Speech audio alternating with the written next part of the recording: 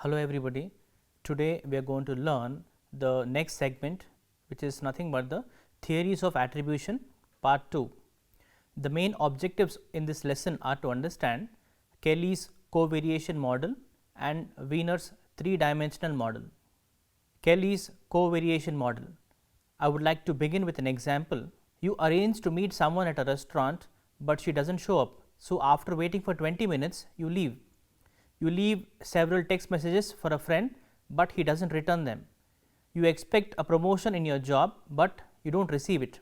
In all these situations, you would probably wonder why these events occurred. Why didn't your acquaintance show up at the restaurant? Did she forget? Did this person do it on purpose? Why has your friend failed to return your messages? Is he angry with you, or is his cell phone not working? Why didn't you get the promotion? Is your boss disappointed in your performance? Were you the victim of some kind of discrimination? In many situations, this is the central attributional task we face. We want to know why other people have acted as they have, or why events have turned out in a specific way. Such knowledge is crucial for only if we understand the causes behind others' actions or events that occur, we can hope to make sense out of the social world and potentially prevent those bad outcomes from coming our way again in the future. Obviously, the number of specific causes behind others' behavior is very large. To make the task more manageable, therefore, we often begin with a preliminary question: did others' behavior stem mainly from internal causes like their motives, their traits and intentions, or is it mainly from external causes like some aspects of social or physical world, or from combination of both? For example, you might wonder whether you didn't receive the promotion because you really haven't worked very hard, which is obviously an internal cause, or is it because your boss is unfair and biased against you, which is an external cause, or perhaps both factors. How do we attempt to answer this question? The first essential step in the process of social perception is determining whether to make an internal or external attribution. Harold Kelly's major contribution to attribution theory was the idea that we notice and think about more than one piece of information when making this decision. For example, let us say you ask your friend to lend your car and she says no. Naturally, you wonder why. What explains her behavior?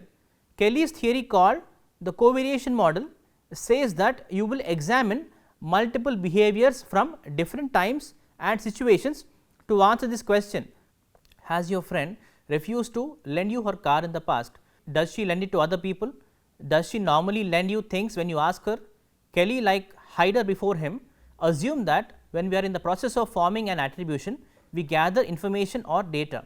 The data we use, according to Kelly, are about how a person's behavior covaries or changes across time and place, and depending on the target of the behavior. By discovering covariation in people's behavior, example, your friend refuses to lend you her car, but she agrees to lend it to others, you can reach a conclusion about what causes their behavior. When we are forming an attribution, what kinds of covariation information do we examine? Kelly identified three types: consensus, distinctiveness and consistency. Suppose that you are working at your part-time job at the mall and you observe your boss yelling at another employee, Hannah. Automatically, you ask that attributional question about your boss: why is he yelling at Hannah and being so critical? Is it something about him as a person, something about what is going on around him, perhaps something about Hannah, or something else entirely? How would Kelly's model of covariation assessment answer this question? It would focus on three different types of information regarding the actor, which is your boss, the target of your attributional efforts, and the stimulus, which is Hannah, the person on the receiving end of the action in this question, in this scenario. Consensus information refers to how other people behave towards the same stimulus, in this case Hannah. Do other people at work also yell at or criticize Hannah? In other words, is there consensus to how various people respond to Hannah? If so, perhaps something about Hannah's job performance is responsible for the interaction you witnessed, but if not, you would become more confident that your boss's behavior is more unique and he is therefore to blame. Distinctiveness information refers to how a person responds to other stimuli, in this case everything other than Hannah. Is Hannah the only employee whom your boss criticizes publicly? That is, does your boss only react this way to Hannah and no one else? If so, we wonder what is it about her that seems to set him off, and we begin to think she is to blame. If however, your boss reacts this way with multiple people, we might think that he is probably the one responsible for the confrontation. Consistency information refers to the frequency with which the observed behavior between the same person and the same stimulus occurs across time and circumstances.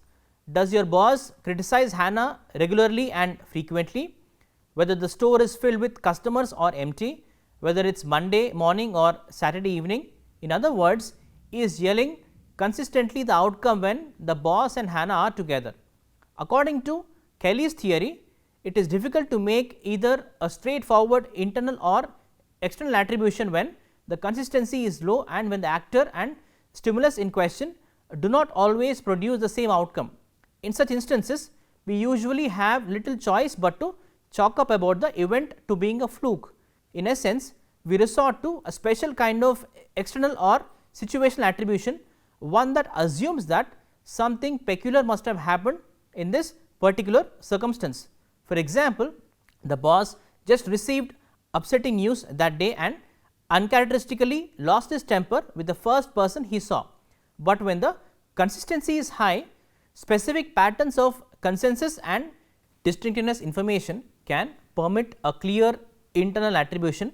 According to Kelly, people are most likely to make an internal attribution deciding that the behavior was due to something about the boss. When the consensus and distinctiveness of the act are low, in addition to high consistency, we would be pretty confident that the boss yelled at Hannah because he is an impatient or vindictive person. If we knew that no one else yells at Hannah, that boss yells at the other employees and that boss yells at Hannah every other chance he gets. On the other hand, people are likely to make an external attribution, in this case perhaps about Hannah. If consensus, distinctiveness and consistency are all high, if everyone always yells at Hannah too and the boss never yells at anyone else otherwise, we can be pretty confident that something about Hannah is triggering this response in the boss and everyone else. Let me give you another example. Imagine that you see a server in the restaurant flirt with a customer. This behavior raises an interesting question. Why does the server act this way?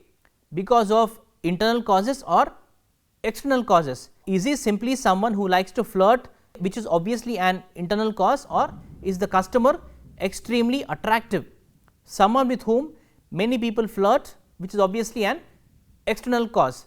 According to Kelly's theory, your decision as an observer of the scene would depend on the information relating to three factors mentioned above, which I mentioned earlier. First, we assume that the following conditions must prevail. You observe other servers flirting with the customer, which means the consensus is high. Second, you have seen this server flirt with the same customer on other occasions, which means the consistency is high. And third condition, if you have not seen this server flirt with other customers, the distinctiveness is high. Under these conditions, high consensus, high consistency and high distinctiveness, you would probably attribute the clerk's behavior to external causes. This customer is very attractive and that is why the server flirts with her. Now, in contrast, assume these conditions exist. Okay. First condition, no other server flirts with the customer, which means the consensus is low. Second condition, you have seen this server flirt with the same customer on other occasions, which means the consistency is high. And the third condition, you have seen this server flirt with many other customers too, which means the distinctiveness is low. In this case, Kelly's theory suggests that you would attribute the server's behavior to internal causes. The server is simply a person who likes to flirt. The covariation model assumes that people make causal attributions in a rational and logical way by observing the clues about consensus, distinctiveness and consistency, and then they draw a logical inference about why the person did what he or she did. Research has confirmed that people often do make attributions in this way, with two exceptions. Studies have shown that people do not use consensus information as much as Kelly's theories predicted. They rely more on consistency and distinctiveness when forming attributions. Also, people do not always have the relevant information they need on all three Kelly's dimensions. For example, what if this is Hannah's first day at work, or your first day and you have never seen your boss or Hannah before? In these situations, research has shown that people proceed with attribution process using the information they do have and, if necessary, making guesses about the missing data.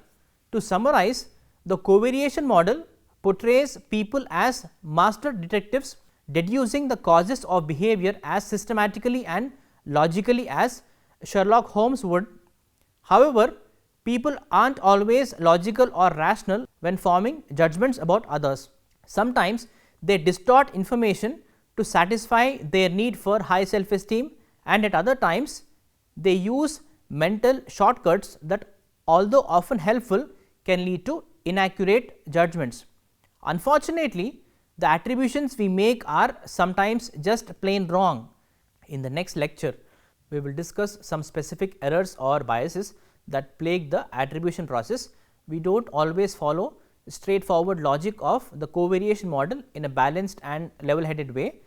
One such shortcut is common: the idea that people do what they do because of the kind of people they are, not because of the situation they are in. The basic assumption of Kelly's theory have been confirmed in a wide range of social situations.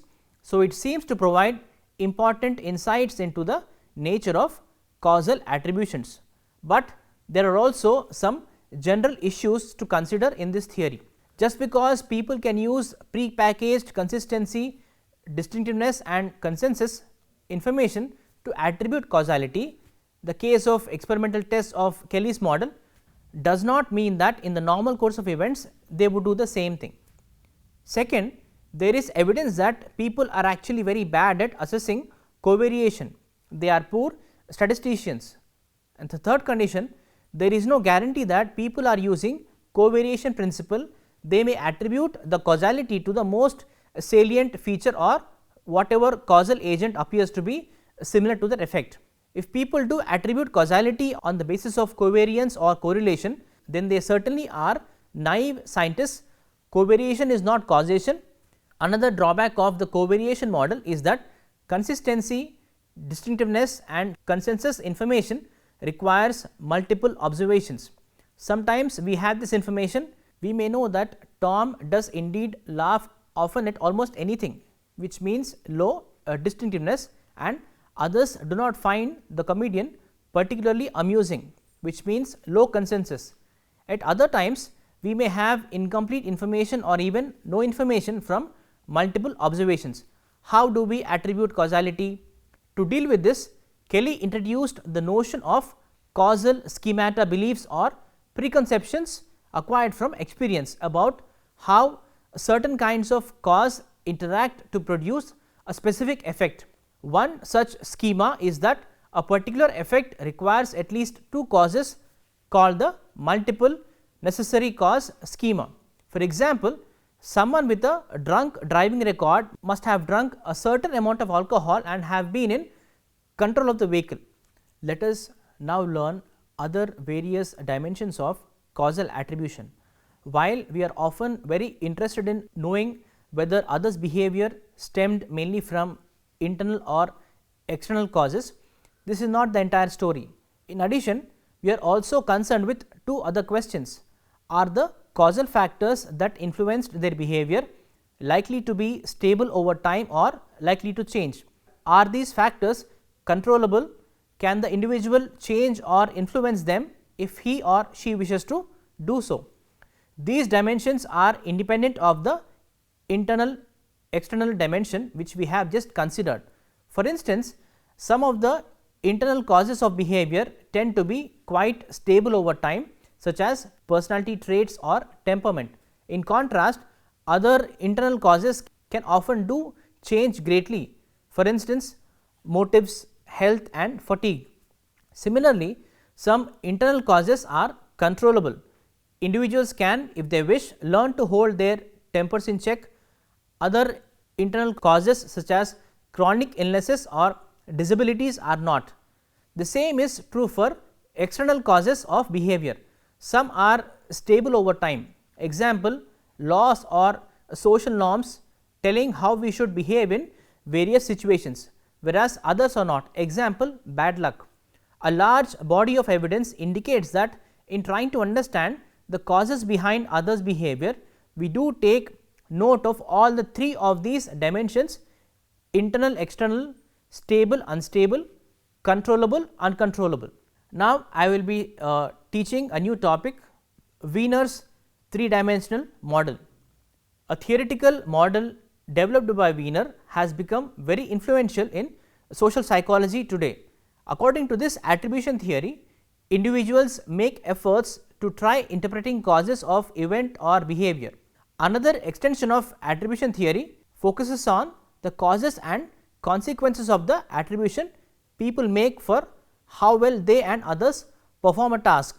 For example, success or failure in an examination. In making an achievement attribution, we consider these three performance dimensions. The first one, locus, which is nothing but is the performance caused by the actor, internal or by the situation, external. Second, stability is the internal or external cause, a stable or unstable one. The third factor, controllability, to what extent is the future task performance under the actor's control. These produce 8 different types of explanations for task performance. For example, failure in an examination might be attributed to unusual hindrance from others if the student was intelligent. Therefore, failure is external. Hence, there is a 3-stage process underlying an attribution: observation, perception of the behavior. According to Wiener, the major factors affecting attributions include ability, effort, task difficulty and luck. Therefore, he classified attributions on 3 causal dimensions: locus of control, stability and controllability. When we succeed, we attribute successes to internal factors like our skill. When a rival succeeds, we tend to attribute it to an external cause like luck. In contrast, when we fail, we will more likely to attribute causes to situational factors rather than to internal factors. When other individuals fail, internal attribution is often used.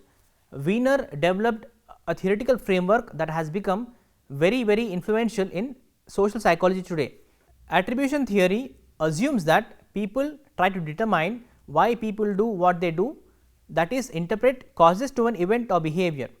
Wiener's 3-dimensional theory of attribution assumes that people try to determine why we do what we do.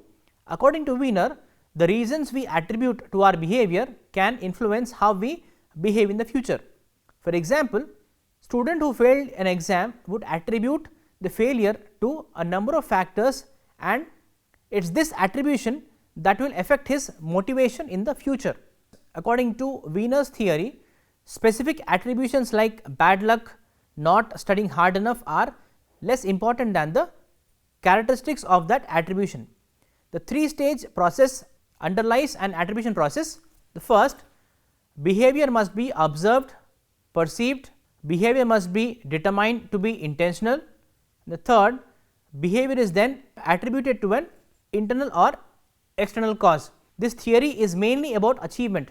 The most important factors affecting attributions are, like I said before, ability, effort, task difficulty and luck. Attributions are classified along 3 causal dimensions. I will now be giving an example to explain them again. First one, stability. How stable is the attribution? For example, if the student believes that they failed the exam because they weren't smart enough, this is a stable factor, and unstable factor is a less permanent one, like one has been ill. According to Wiener, stable attributions for successful achievements such as passing exams can lead to positive expectations and result in higher motivation for success in the future. However, in negative situations, as failing in the exam, stable attributions can lead to lower expectations in the future. Next dimension, locus of control, whether the event caused by an internal or external factor. For example, if the student believes that it is his own fault that he failed the exam because he is not innately smart enough, which is obviously an internal cause, he may be less motivated in the future. If he believed that an external factor was to blame, such as for teaching, he may not experience such a drop in motivation. The third dimension, controllability, how controllable was the situation. If an individual believes that they could have performed better, they may be less motivated to try again in the future than someone who believes that they failed because of factors outside their control. When we succeed, we attribute success internally, thinking it is our own skill. When other person succeeds, we tend to credit it to an external cause like luck. When we fail or make mistakes, we are more likely to use external attribution, attributing causes to situation and factors rather than blaming ourselves. When others fail or make mistakes, internal attribution is often used, where we attribute it to others' internal personality factors. We have now come to the end of lesson. I would now like to summarize what we have covered so far in today's lesson. First, we understood about what is Kelly's covariation model. We also learned about the various limitations of Kelly's covariation model, and we also learned what are the other causal attributions. We also learned what are the other types of causal attributions that we use, and then finally we learned about Wiener's 3-dimensional model of attribution.